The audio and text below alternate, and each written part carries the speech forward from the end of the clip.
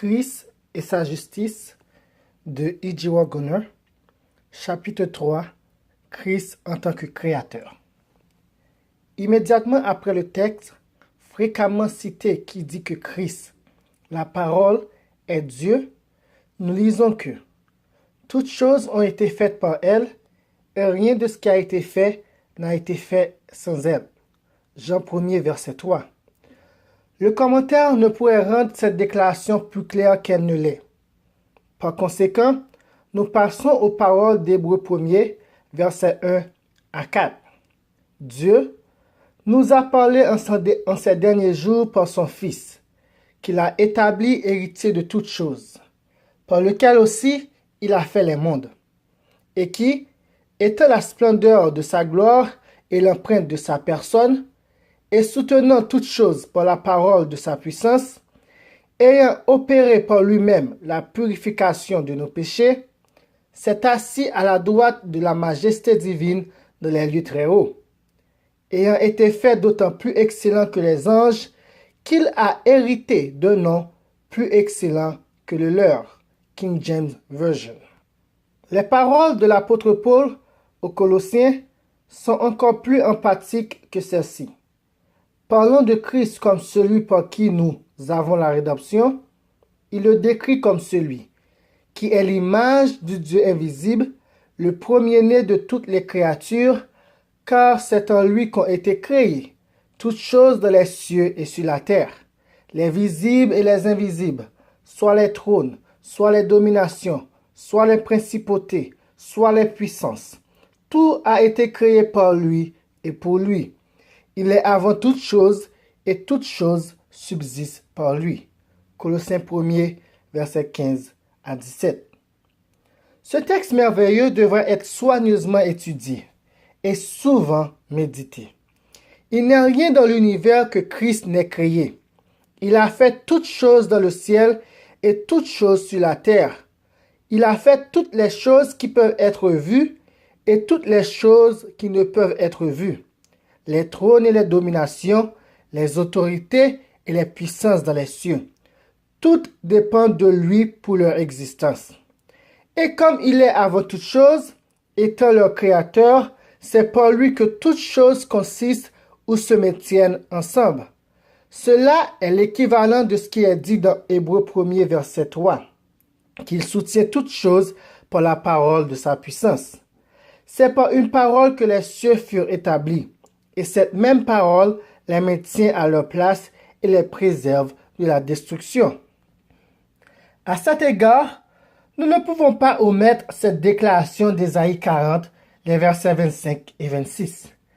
À qui donc me feriez-vous ressembler? Et à qui serais-je égalé? Dit le Saint. Levez les yeux en haut et regardez. Qui a créé ces choses? C'est lui qui fait sortir en ordre leur armée et qui les appelle toutes par leur nom. Telle est la grandeur de son pouvoir et de sa force puissante, que pas une manque à lui obéir.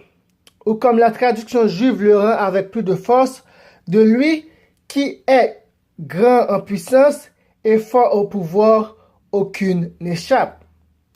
Que Christ soit le Saint qui appelle ainsi les armées du ciel par leur nom et les maintient à leur place est évident à partir d'autres portions du même chapitre. Il est celui devant lequel il était dit: préparez le chemin de l'Éternel, aplanissez dans le lieu désert une grande route pour notre Dieu. King James Version. Il est celui qui vient avec une main forte, ayant sa récompense avec lui.